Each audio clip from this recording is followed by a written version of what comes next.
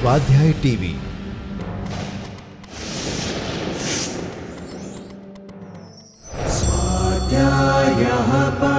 Doctor Baba Saheb Ambedkar open university.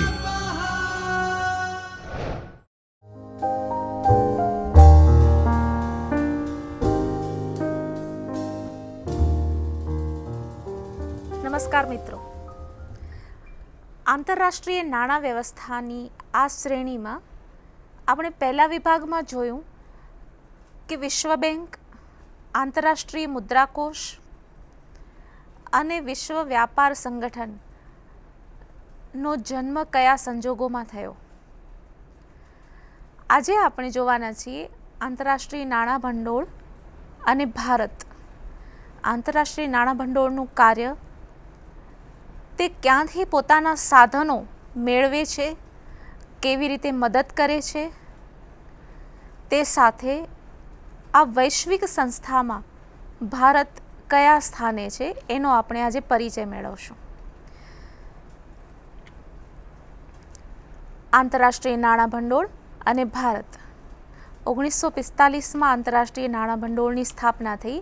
તે સમયથી જ ભારત તેનું સ્થાપક સભ્ય રહ્યું છે. 2015ની હાલની છેલ્લી માહિતી પ્રમાણે આંતરરાષ્ટ્રીય નાણાં ભંડોળના 188 સભ્ય દેશો છે. આંતરરાષ્ટ્રીય નાણાં ભંડોળ દ્વિતીય વિશ્વયુદ્ધના અને તે પહેલાંના આર્થિક સંજોગોના આધારે નિર્માણ પામ્યું છે. મહત્વની રીતે જોઈએ તો આંતરરાષ્ટ્રીય નાણાં ભંડોળ સમગ્રલક્ષી આર્થિક સ્થિરતા અને આર્થિક વ્યાપારનું સહકારપૂર્ણ વાતાવરણ નિર્માણ થાય તે જુએ છે. આંતરરાષ્ટ્રીય નાણાં ભંડોળની સ્થાપના પાછળના કયા કયા પરિબળો જવાબદાર છે? પોલ શ્વાઇઝરના મતે જોઈએ તો મુખ્ય 3 પરિબળો જવાબદાર માની શકાય કે વિશ્વ યુદ્ધો પછી આર્થિક અરાજકતા, તે પછીના સમયમાં આત્યંતિક આર્થિક ઉતાર ચઢાવોનો ભય અને આંતરરાષ્ટ્રીય આર્થિક સહકારની અગત્ય સમજાવી. આ 3 પરિબળો એવા છે કે જે આંતરરાષ્ટ્રીય નાણાં ભંડોળને જન્મ આપવા માટે જવાબદાર ગણી શકાય.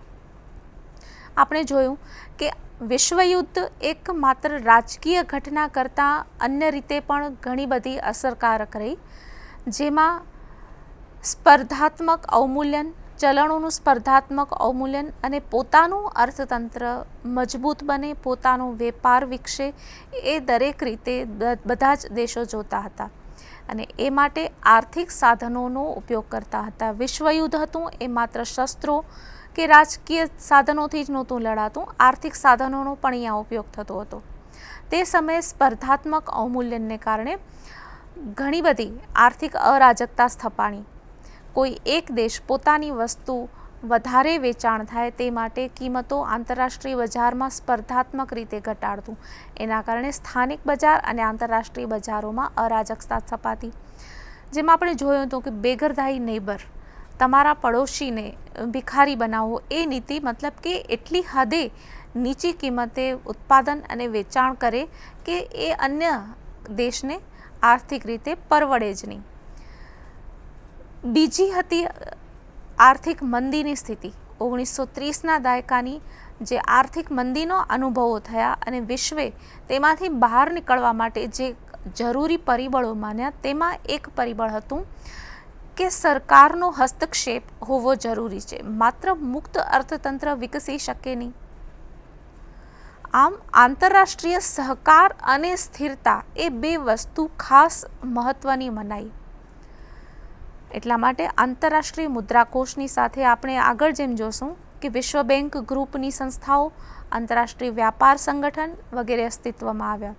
આજે આંતરરાષ્ટ્રીય મુદ્રાકોષ વિશે આપણે જોવાના છીએ.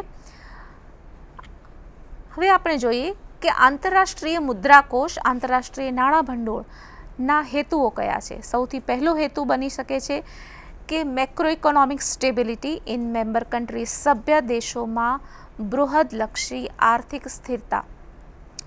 બીજો હેતુ બને છે maintaining real income and high level of employment in member countries, સભ્ય દેશોમાં વાસ્તવિક આવક અને રોજગારીના ઊંચું ધોરણની જાળવણી.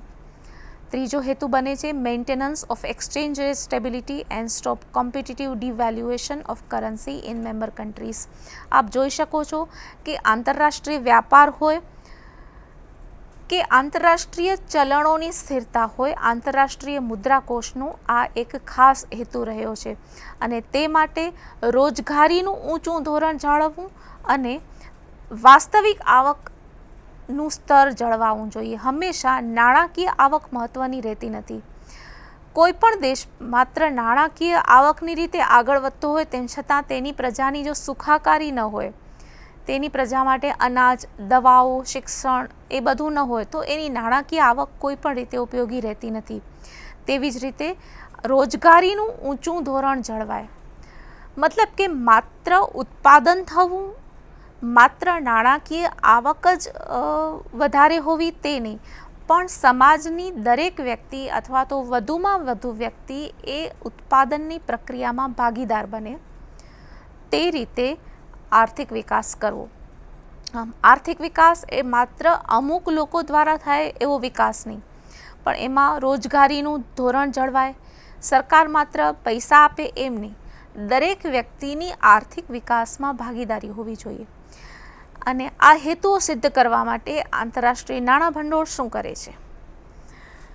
આંતરરાષ્ટ્રીય નાણાં ભંડોળના હેતુઓના માટે જ આંતરરાષ્ટ્રીય નાણાં ભંડોળ provide foreign exchange to member countries for international trade, encourage economic cooperation between member countries and to reduce gap of imbalance in balance of payment and to develop with stability.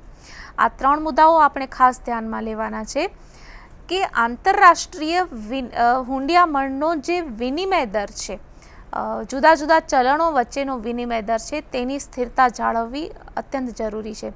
સ્થિરતાના અભાવમાં સટ્ટાકીય પરિબળો બળવત્તર બને છે, વેગવાન થાય છે કે ભવિષ્ય માટેના અંદાજોના આધારે માત્ર સટ્ટાકીય પરિબળોના આધારે વિનિમય દર નક્કી થતો હોય તો આંતરરાષ્ટ્રીય અસ્થિરતા સ્થપાય, રોકાણ માટેના આયોજનો થઈ શકે નહીં. આ દરેકને કારણે આંતરરાષ્ટ્રીય હુંડિયામણના વિનિમય દરોની સ્થિરતા જાળવવી જોઈએ. એમાં ડોલર સાથેના વિનિમય દર હોય, રૂપિયા સાથેના વિનિમય દરો હોય કે આ અન્ય અલગ અલગ કેટલાય દેશોના જેમ જેમ વેપાર જે બે દેશો વચ્ચે વેપારો થતા હોય છે તે બે દેશોના હુંડિયામણ દરના વિનિમય દર સ્થિરતા સાથે જળવાવા જોઈએ. જે બીજો મુદ્દો છે એક encourage economic cooperation between member countries. અહીંયા સ્પર્ધા નથી. ફરીથી આપણે યાદ રાખવાનું જરૂરી છે કે અર્થશાસ્ત્રમાં વેપારની સફળતા સ્પર્ધાથી નહીં પણ સહકારથી આવે છે. સહકાર કઈ રીતે? ધારો કે કોઈ એક દેશ પાસે, એક સમાજ પાસે નાણાં અથવા તો મૂડીનો અભાવ છે, સાધનોનો અભાવ છે, સ્કિલનો અભાવ છે અથવા તો મેનેજમેન્ટની કુશળતાનો અભાવ છે, તો આ રીતે આંતરરાષ્ટ્રીય વેપારમાં એકબીજા દેશોની સહકારથી જ વેપાર સફળ બને છે. ધારો કે કોઈ એક દેશ, ઉદાહરણ આપણે લઈ શકીએ કે ધારો કે કોઈ એક દેશ પેટ્રોલિયમ એક્સપોર્ટ કરવાની મનાઈ કરે અથવા તો પેટ્રોલિયમનું પ્રોડક્શન ઘટાડે, તો એના કારણે આખા વિશ્વના દેશોની આર્થિક પ્રવૃત્તિ બંધ પડી જાય છે. તેવી જ રીતે કોઈ દેશ પાસે મૂડીનું પ્રમાણ છે, કોઈ એક દેશ પાસે કુશળ શ્રમિકો છે, જો એ પોતાના શ્રમિકોને બહાર જવાની ના પાડે અથવા તો કોઈ દેશ બહારથી કુશળ શ્રમિકોને પોતાના દેશમાં આવવા ઉપર પ્રતિબંધ મૂકે તો તે દેશનો વિકાસ અટકી જાય છે. ભારતના કુશળ શ્રમિકો બહાર ન જાય તો માત્ર ભારતનો વિકાસ અટકે એમ નહીં, પણ જે દેશોમાં ભારતના શ્રમિકો જાય છે તે દેશોનો વિકાસ પણ અટકે. એટલે આંતરરાષ્ટ્રીય આર્થિક સહકારમાં ઘણા બધા પાસાઓ હોય છે. માત્ર એવું નહીં કે મૂડી જ હોવી, માત્ર નાણાં જ હોવા, પણ આ રીતે એકબીજાને સહકારની જરૂર પણ પડે છે. આંતરરાષ્ટ્રીય સ્તરે પણ આર્થિક પ્રવૃત્તિ માત્ર સાધનોના હોવાથી નહીં પણ સાધનોના ઉપયોગથી આગળ વધે છે અને સફળ બને છે. તેવી જ રીતે પછીનો જો પોઈન્ટ છે કે to reduce gap of imbalance of payment, લેણદેણની તુલામાં રહેલો ગેપ ઘટાડવો. કોઈ પણ દેશ પાસે વધારે પ્રમાણમાં ઉધાર પાસું હોય અથવા તો લેણદેણની તુલા ખોટમાં હોય તો એ દેશ પાસે મૂળભૂત રીતે પણ જો આ લાંબા ગાળા સુધી ખોટ સરભર ન થાય તો દેશની આર્થિક સ્થિતિ ખરાબ થઈ જાય છે. દેશ દેવું લે છે અને જો ચૂકવી ન શકે પરત તો આર્થિક સ્થિતિ એની ગંભીર ગણાય છે. તે જ રીતે કોઈ પણ દેશની લેણદેણની તુલા વધારે પડતી સરપ્લસમાં હોય એનો મતલબ કે એ દેશના અન્ય દેશો સાથેના આર્થિક વ્યવહારો ઓછા થતા જાય છે. આ રીતે બેલેન્સ ઓફ પેમેન્ટમાં આવક અને જાવકના પાસા, ચૂકવણી અને જમાના પાસામાં એટલો બધો ગેપ હોવો જોઈએ નહીં. આ ગેપ ઓછો કરવામાં આંતરરાષ્ટ્રીય મુદ્રાકોષ અથવા આંતરરાષ્ટ્રીય નાણાં ભંડોળ મદદરૂપ થાય છે. તે પછીનો જે પોઈન્ટ છે ટુ ડેવલપ વિથ સ્ટેબિલિટી, સ્થિરતા અને વિકાસ. અર્થશાસ્ત્રમાં આ બે એકબીજાની વિરોધી લાગતી બાબતોને પણ મહત્ત્વ અપાયું છે કે વિકાસ કરવો છે પણ સ્થિરતા સાથે વિકાસ કરવો છે. વિકાસ એટલે માત્ર એવું નહીં કે સતત મૂળથી અલગ થઈને આગળ વધવું, પણ જે આંતરરાષ્ટ્રીય વાતાવરણમાં સ્થિરતા હોવી જોઈએ, દાખલા તરીકે વ્યાજના દરોની સ્થિરતા હોવી જોઈએ, વેતન દરોની સ્થિરતા હોવી જોઈએ, વિનિમય દરોની સ્થિરતા હોવી જોઈએ, જેના કારણે સ્થિરતાપૂર્વક એક નિશ્ચિત દરે રોકાણ વધે. એક ઉદાહરણ લઈએ, ધારો કે કોઈ એક દેશમાં એક સમયે ઘણું બધું ઇન્વેસ્ટમેન્ટ થયું છે, વિદેશી મૂડી પણ આવી છે, એક સમયે ઘણું બધું આર્થિક પ્રગતિ થઈ શકે એવા સંજોગો બન્યા છે, પણ પછીના 3 થી 4 વર્ષ માટે આ બધું સ્થગિત થઈ ગયું. તો એવું નહીં, સ્થિરતા સાથે ધીમે ધીમે ભલે આગળ વધતું હોય પણ સ્થિરતા સાથે રોકાણનો પ્રવાહ જળવાવો જોઈએ, આર્થિક પ્રવૃત્તિઓનો પ્રવાહ જળવાવો જોઈએ. નહીં તો ક્યારેક આર્થિક પ્રવૃત્તિઓમાં ઘણો બધો વિસ્તાર થાય, બધાને રોજગાર મળે, બધાની આવક વધે, પણ ધારો કે આ માત્ર 2 વર્ષ પૂરતું હોય, પછી આર્થિક પ્રવૃત્તિ બંધ પડી જાય તો એ બધા લોકોને રોજગારીનું શું, એ બધા લોકોને મળતી આવકનું શું, એ બધા લોકો તરફથી કરવામાં આવતી માંગનું શું. તો આ રીતે જે સ્થિરતા અને વિકાસ હોવો જોઈએ એ બંને સાથે હોવો જોઈએ. તો આંતરરાષ્ટ્રીય નાણાં ભંડોળના જે હેતુઓ છે એને ટૂંકમાં આપણે એ રીતે કહી શકાય કે સમગ્રલક્ષી આર્થિક સ્થિરતા જાળવવી. સમગ્રલક્ષી અર્થાત કુલ આવકની સ્થિરતા જળવાવી, એટલે કે રાષ્ટ્રીય આવકની, બધા જ વ્યાજના દરોમાં સ્થિરતા હોવી જોઈએ, આંતરરાષ્ટ્રીય સ્તરે પણ આર્થિક વિનિમય સ્થિરતાના દરે આગળ વધવું જોઈએ. તો બૃહદ economic stability, macro economic stability અને વાસ્તવિક આવકનું પ્રમાણ જાળવવું. કારણ કે આપણી પાસે ઘણી વખત એવું બને કે નોટો એટલે કે નાણાકીય આવક ઘણી હોય, નાણાં છાપીને આવક ઊભી કરી શકાય, પણ એ નાણાંથી આપણે ખરીદી શકીએ એવી વસ્તુઓ કેટલી છે. ઘણી વખત આપણે જોઈએ છે કે કોઈ દુષ્કાળના સમયમાં, ધારો કે આપણે પશુઓનું ઉદાહરણ લઈએ કે ઘાસચારો એ લોકોને માટે જરૂરી છે, ઘણી બધી વ્યક્તિ દાન કરે છે, નાણાકીય પ્રવાહ વહે છે, પણ એ સામે ઘાસચારો હોય જ નહીં. તેવી જ રીતે વ્યક્તિ માટે અનાજ હોય જ નહીં, નાણાં હોય. તો આ રીતે માત્ર નાણાંની આવક નહીં, કારણ કે નાણાં તો છાપી શકાશે, પણ તે સામે વસ્તુનું ઉત્પાદન પણ એટલું હોવું જોઈએ, મતલબ કે રિયલ ઇન્કમ, વાસ્તવિક આવકનું સ્તર જળવાવું જોઈએ. આ macro economic stability and maintenance of real income, ઊંચું જીવન ધોરણ જઈ શકાય અને જળવાય અને લોકોની વાસ્તવિક આવક જળવાય, એ આંતરરાષ્ટ્રીય નાણાં ભંડોળનો મુખ્ય હેતુ છે. હવે આ બધા ધ્યેયો સિદ્ધ કરવા માટે આંતરરાષ્ટ્રીય નાણાં ભંડોળ શું કરે છે? તો ગવર્નન્સ સંચાલન જરૂરી છે આંતરરાષ્ટ્રીય નાણાં ભંડોળનું. એ બોર્ડ ઓફ ગવર્નર્સ કરે છે, જે દરેક દેશ, આપણે જોયું કે 188 દેશો છે, એ દરેક દેશના 2 પ્રતિનિધિ આંતરરાષ્ટ્રીય નાણાં ભંડોળનું સંચાલન કરે છે. 6 પરમેનન્ટ મેમ્બર્સ હોય છે જે લાર્જેસ્ટ કોટા ધરાવતા હોય. આ કોટા એટલે શું એ આપણે આના પછી જોઈએ છીએ.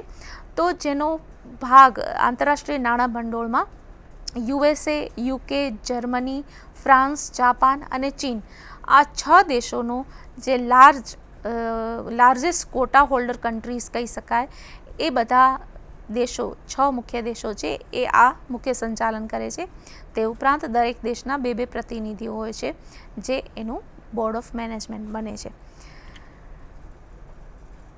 IMF કેવી રીતે ગ્લોબલ ઇકોનોમિક સ્ટેબિલિટીને પ્રોમોટ કરે છે, પ્રોત્સાહિત કરે છે to advise member countries on economic and financial stability. સભ્ય દેશોને આર્થિક અને નાણાકીય સ્થિરતા માટે સલાહ સૂચન કરે છે. Reviews and publishes global economic trends. આર્થિક રીતે અર્થતંત્રમાં જે પ્રવાહ હોય, જે અર્થતંત્રની સ્થિતિ હોય એનું વિશ્લેષણ કરે છે અને એનું પ્રકાશન પણ કરે છે. તે ઉપરાંત consulting with member countries about economic, macro economic policies, આર્થિક અને ખાસ કરીને સમગ્રલક્ષી આર્થિક નીતિઓ માટે સભ્ય દેશો સાથે વિચાર વિમર્શ કરે છે. આ આર્થિક જુદા જુદા દેશોમાં આર્થિક સ્થિતિ શું છે એનું વિશ્લેષણ કરે છે, એનું પ્રકાશન પણ કરે છે. બહુ એક સારી વાત કહી શકાય કે આંતરરાષ્ટ્રીય નાણાં ભંડોળની જે વેબસાઇટ છે એના ઉપરથી એક સામાન્ય વિદ્યાર્થી હોય, કોઈ અર્થતંત્રના બહુ ઉચ્ચ સ્થાને, નિર્ણાયક સ્થાને બેઠેલી વ્યક્તિ હોય, દરેક માટે ઘણી બધી સ્પષ્ટતા પણ હોય છે અને ઘણું બધું જ્ઞાન પણ મેળવી શકે છે.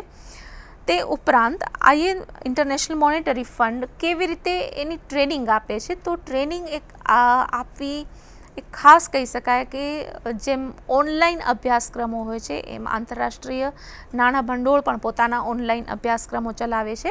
ખાસ કરીને જે ટ્રેનિંગ આપે છે એમાં મેક્રો ઇકોનોમિક પોલિસી વિશે હોય છે, કર નીતિઓ, ટેક્સ પોલિસીઝ હોય છે, સરકારની આવક અને ખર્ચનું વ્યવસ્થાપન, રેવન્યુ એડમિનિસ્ટ્રેશન, એક્સપેન્ડિચર મેનેજમેન્ટ કેવી રીતે કરવું, નાણાકીય નીતિ કેવી રીતે ઘડવી, આંતરરાષ્ટ્રીય સ્તરે વિનિમય દરની વ્યવસ્થા કેવી રીતે જાળવી અને ફાઇનાન્શિયલ સેક્ટરની સ્ટેબિલિટી કેવી રીતે જાળવવી, આ દરેક માટે આંતરરાષ્ટ્રીય નાણાં ભંડોળ ટ્રેનિંગ આપે છે. ભારતના ઘણા બધા ઓફિશિયલ્સ, અધિકારીઓ અને વિદ્યાર્થીઓ માટે પણ આ ઉપયોગી રહે છે કે જેમાં મેક્રો ઇકોનોમિક સ્ટેબિલિટી હોવી જોઈએ. મેક્રો ઇકોનોમિક સ્ટેબિલિટીમાં સમગ્ર જે મેમ્બર કન્ટ્રીઝ હોય એ લોકો માટે સમગ્ર દેશમાં રોજગારીનું ઊંચું ધોરણ કેવી રીતે જાળવવું, સમગ્ર દેશમાં કિંમતોને કેવી રીતે સ્થિર રાખવી, ફાઇનાન્શિયલ સેક્ટર લઈએ તો કેવી રીતે વ્યાજના દરો આંતરિક સ્તરે સ્થિર રહે અને બાહ્ય દેશો સાથેનો હુંડિયામણના દર, વિનિમયના દર કેવી રીતે સ્થિર રહે. આમાં એક ખાસ વસ્તુ જોવા જેવી છે કે સામાન્ય રીતે સમગ્રલક્ષી અર્થશાસ્ત્રમાં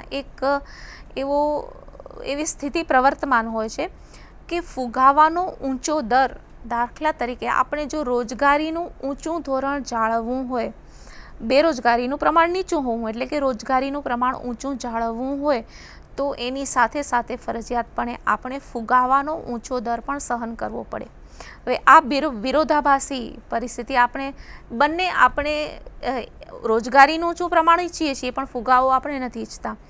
જો આપણે ફુગાવાનો દર નીચો રાખવો હોય તો આર્થિક પ્રવૃત્તિઓ ઓછી થવી જોઈએ, રોકાણ ઓછું થવું જોઈએ, ખરીદી ઓછી થવી જોઈએ તો ફુગાવો નિયંત્રણમાં આવે.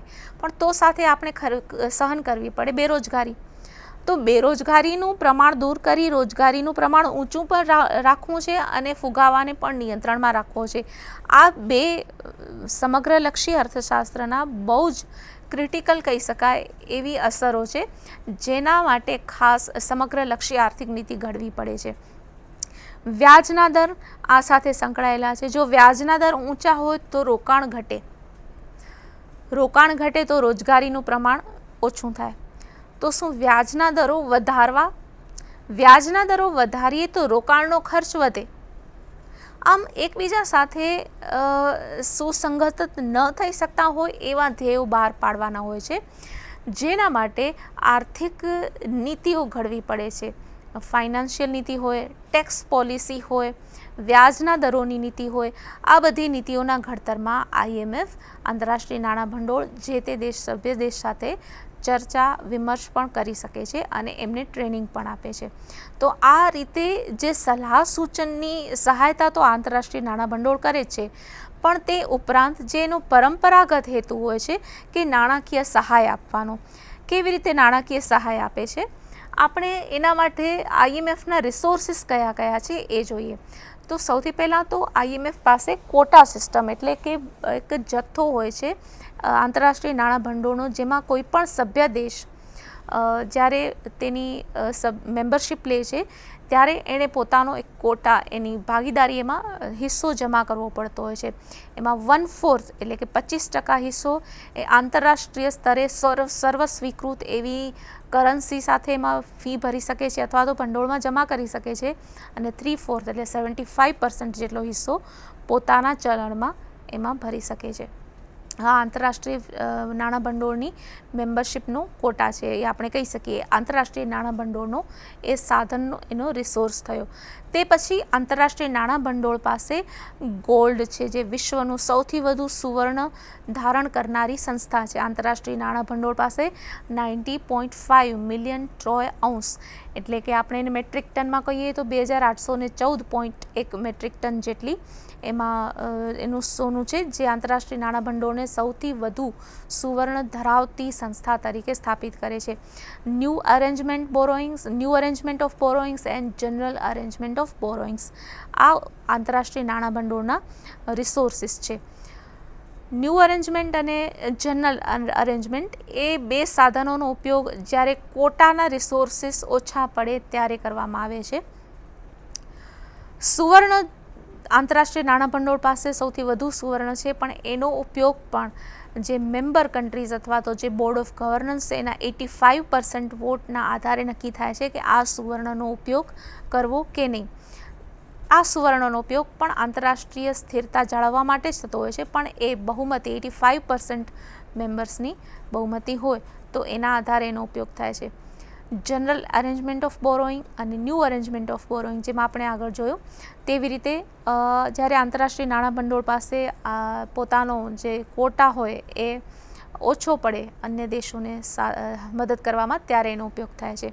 જ્યારે આપણે આંતરરાષ્ટ્રીય નાણાં ભંડોળની વાત કરતા હોઈએ ત્યારે આપણે સૌથી પહેલાં એના ફાઇનાન્શિયલ આસિસ્ટન્સ કઈ રીતે હોય છે એ ધ્યાનમાં લેવું જોઈએ કે જ્યારે પોવર્ટી રિડક્શન ગ્રોથ ટ્રસ્ટ, જ્યારે નિમ્ન આવક, ઓછી આવક ધરાવતા દેશો હોય, લો ઇન્કમ કન્ટ્રીઝ, એને poverty reduction growth trust, debt relief under heavily indebted poor countries, catastrophic containment and relief trust, આ બધી યોજનાઓ અંતર્ગત આંતરરાષ્ટ્રીય નાણાં ભંડોળ ગરીબ દેશોને કે જે ઓછી આવક ધરાવે છે અને ગરીબીના વિષચક્રમાંથી વ્યાપારના આધારે બહાર નીકળવા ઈચ્છે છે તેમને મદદ કરે છે.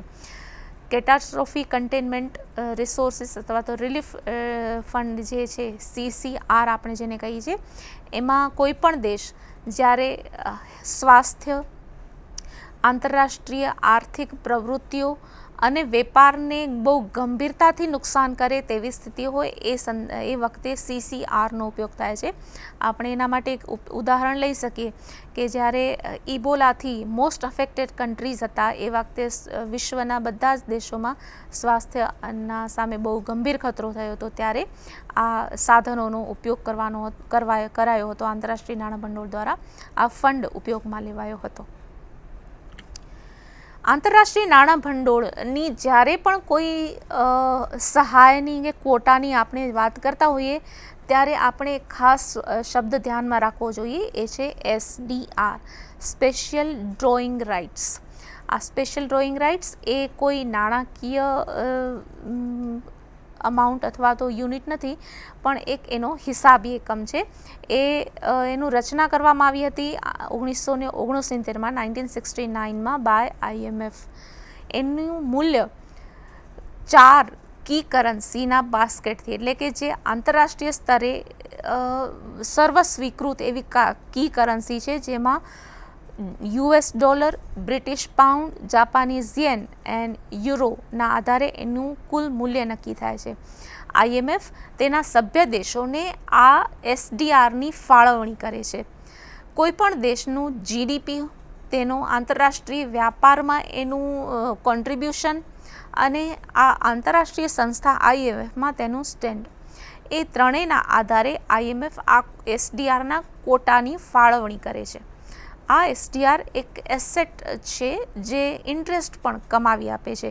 આમ એનું કોઈ ફિઝિકલ અસ્તિત્વ નથી, હિસાબી એકમ પણ કહી શકાય.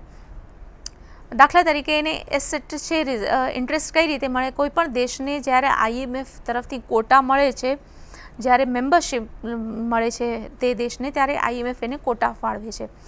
આ SDR જે ફાળવાયેલા કોટા કરતાં આ SDRનું પ્રમાણ ધારો કે તે દેશ પાસે વધી જાય, અથવા તો ક્યારેક એવું પણ બને કે કોઈ એ દેશ પાસે એ સમયે કોઈ એક સમયે એનું પ્રમાણ ઓછું થઈ જાય.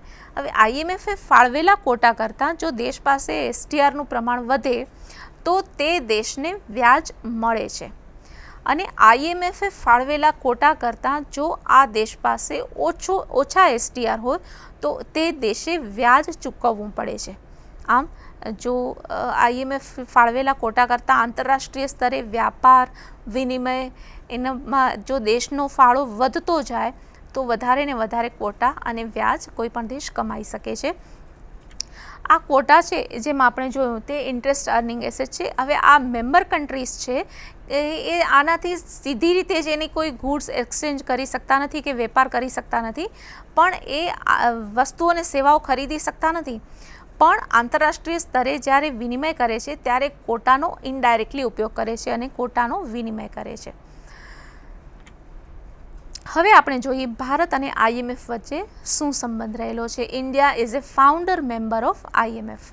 ઇન્ડિયા ખાસ આ બે મુદ્દા હવે પછીના ધ્યાનમાં રાખજો. India has not taken any financial assistance since 1993 and repayment of all loans completed on 31st of May 2000. ભારતની સ્ટ્રોંગ ફાઇનાન્શિયલ સિચ્યુએશન માટે આપણે જોઈ શકીએ છીએ કે 1993 પછી ભારતે કોઈ લોન લીધી નથી અને 2000માં ભારતે લોનની બધી ચૂકવણી પરત કરી છે. 1991થી ભારતમાં ઉદારીકરણની નીતિ શરૂ થઈ. તે પહેલાં મુક્ત અર્થતંત્ર નહોતું, પણ જેમ મુક્ત અર્થતંત્ર અને આંતરરાષ્ટ્રીય સહકારનું પ્રમાણ વધતું ગયું તે સમયે ભારતની આર્થિક સ્થિતિ પણ સમૃદ્ધ અને મજબૂત થતી ગઈ. તે પછી ભારતે IMF પાસેથી લોન લેવાની જરૂર પડી નથી. ભારતનું પ્રતિનિધિત્વ ગવર્નર અને આસિસ્ટન્ટ ડેપ્યુટી ઓલ્ટરનેટિવ ગવર્નર કરતા હોય છે, જેમાં હોદ્દાની રૂએ ફાઇનાન્સ મિનિસ્ટર અને RBIના ગવર્નર અનુક્રમે ગવર્નર અને ઓલ્ટરનેટિવ ગવર્નર હોય છે. તે ઉપરાંત એક્ઝિક્યુટિવ ડાયરેક્ટર પણ હોય છે જે ભારતના હોય છે. ભારત ઉપરાંત બાંગ્લાદેશ, શ્રીલંકા અને ભૂટાનનું પણ પ્રતિનિધિત્વ કરે છે. આમ ભારતના બે ઉપરાંત એક એક્ઝિક્યુટિવ ડાયરેક્ટર IMFનું પ્રતિનિધિત્વ કરે છે.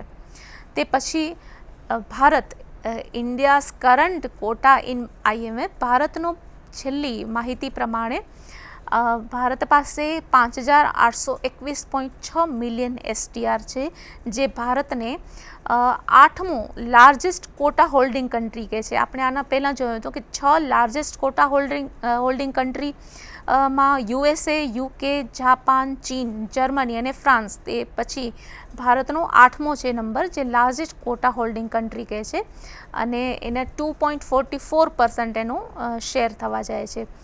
ફાઇનાન્શિયલ ટ્રાન્ઝેક્શન પ્લાન જે ભારતનો હોય છે એના ફાઇનાન્શિયલ ટ્રાન્ઝેક્શન પ્લાનની યોજનામાં પણ IMF સાથે જોડાયેલું છે. અને India's contribution to lending resources of IMF.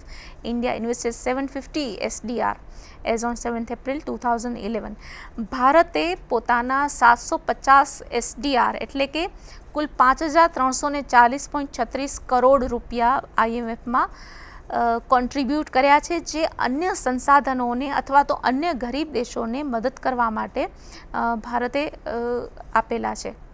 આમ ભારતનું પાસું જોઈએ તો ભારતનું પાસું વધારે મજબૂત પણ છે. ફાઇનાન્શિયલ ટ્રાન્ઝેક્શન પ્લાન મતલબ કે ભારતની જે કરન્સી છે, જ્યારે IMF પાસે કોઈ સાધનોની ફાઇનાન્શિયલ રિસોર્સિસ ઓછા પડે ત્યારે ભારતની કરન્સી અન્ય દેશોને સહાય કરવામાં, નાણાકીય સહાય કરવામાં IMF ઉપયોગ કરી શકે. આ ફાઇનાન્શિયલ ટ્રાન્ઝેક્શન પ્લાન્સની યોજનામાં ભારત જોડાયું છે. મતલબ કે રૂપિયાનું જે ચલણ છે એ અન્ય દેશોને આપી શકાય. તો આ મતલબ કે જે રીતે 5 કી કરન્સી આપણે જોઈ, 4 કી કરન્સી, એના પછી ધીમે ધીમે ભારત પણ એ તરફ પ્રગતિ કરી રહ્યું છે કે ભારતનું જે રૂપિયાનું ચલણ છે મજબૂત બનતું જાય છે. ભારતની મેક્રો ઇકોનોમિક પોલિસી, ભારતનું બૃહદ અર્થતંત્ર અત્યારે જેમ મજબૂત બનતું જાય છે તે રીતે એનું આંતરરાષ્ટ્રીય સ્તરે પણ એનું સ્થાન મજબૂત બનતું જાય છે. તો આ આપણે જ્યારે જોયું કે ભારતમાં ભારત અને આંતરરાષ્ટ્રીય નાણાં ભંડોળ વચ્ચે શું સંબંધ રહેલા છે અથવા તો બંનેના શું કાર્યો છે? આંતરરાષ્ટ્રીય નાણાં ભંડોળ એક બૃહદ આર્થિક સ્થિરતા અને વ્યાજના દરોની સ્થિરતાનું મૂળ તો વ્યવસ્થાપન કરે છે. ઉપરાંત સભ્ય દેશોને તેની આર્થિક સ્થિરતા જાળવવા માટે સલાહ સૂચન કરે છે. તેના માટે ઓનલાઈન અભ્યાસક્રમો અને અન્ય રીતે પણ ટ્રેનિંગ આપે છે. તે સાથે ભારતનું પણ જે સ્થાન છે આંતરરાષ્ટ્રીય સ્તરે આપણે નાણાકીય દ્રષ્ટિએ મજબૂત બનતું જાય તે જોઈએ છે. હવે પછીની આપણે શ્રેણીમાં જ્યારે જોઈએ ત્યારે વર્લ્ડ બેંક ગ્રુપની ચર્ચા કરીશું. આભાર.